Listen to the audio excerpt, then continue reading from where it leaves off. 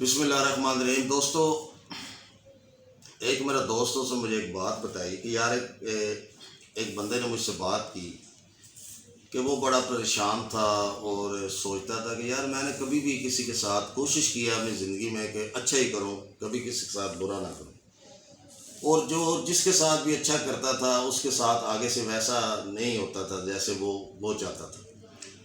وہ انہی الجھنوں میں بڑا پریشان، اور ایک دن وہ ساتھ ایک گاؤں تھا، وہاں پر جیسے گاؤں میں آپ دیکھتے ایک پنچایت لگانے والا ایک ذمہ دار ہوتے ہیں، بڑے ذہین لوگ ہوتے ہیں، وہ لوگوں کے مسائل بھی حل کرتے ہیں، ان کے پاس وہ پنچایتیں ہوتی ہیں بہت وہ لوگوں کے مسائل کے لیے۔ تو وہ ان کے ساتھ ان کی سلام دعا تھی، وہ گاؤں چلا گیا چوئی صاحب کے پاس، وہ چوئی صاحب کو سلام کیا۔ چوئی صاحب بیٹھے ہوئے تھے، انہوں نے کہا ہاں بیٹا آپ بڑے پریشان نظر آ رہے ہو۔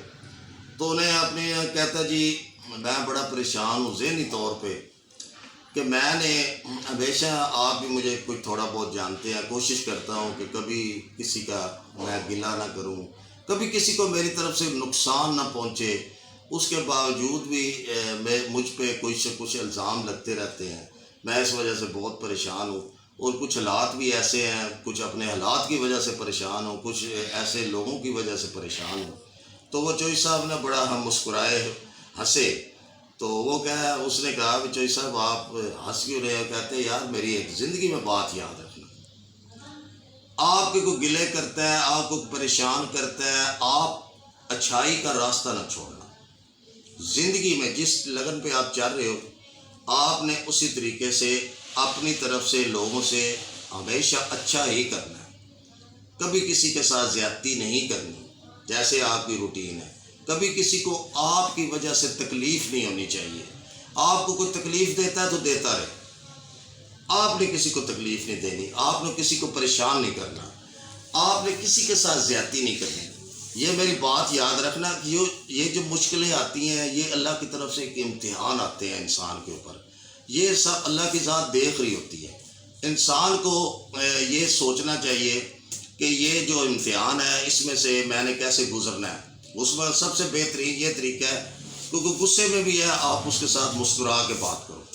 کوئی آپ کے ساتھ لڑتا ہے درگزر کر دو، کوئی آپ کو تنگ کرتا ہے سوچو کہ مجھے یہ تنگ کر ہی نہیں رہا، تو ٹھیک ہے وہ کبھی بھی جیسے جیسے اس چیز پر آپ چلتے رہو گے آگے، مشکلیں آتی ہیں اچھے کاموں میں زیادہ آتی ہیں، لیکن ایک وقت ایسا آتا ہے کہ اچھے کام میں پھر وہ لوگ ہی تعریف کرتے ہیں اور لوگ پھر دیکھتے ہیں، پھر آپ کا کبھی وہ بھرم نہیں ٹوٹ سکتا۔ اگر آپ کا یہ بھرم رہے گا وہ ٹوٹے گا نہیں، اس کو اگر آپ نہیں توڑیں گے تو۔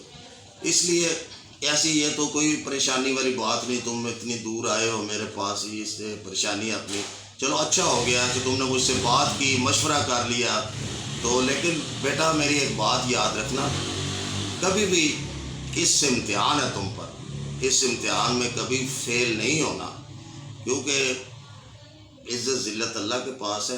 اچھے وقت آتے ہیں اور اس کی ذات جو ہے وہ سب دیکھ رہی ہوتی ہے۔ اسی شعر کے ساتھ میں اب آپ سے اجازت چاہوں گا کہ کبھی بھی اس شخص کے عیبوں کا چرچا ہو نہیں سکتا، کبھی اس شخص کے عیبوں کا چرچا ہو نہیں سکتا، بھرم جس کا نبی رکھے وہ رسوا ہو نہیں سکتا۔ اس کے ساتھ ہی نسیم اکمل خان آپ سے اجازت چاہتا ہوں۔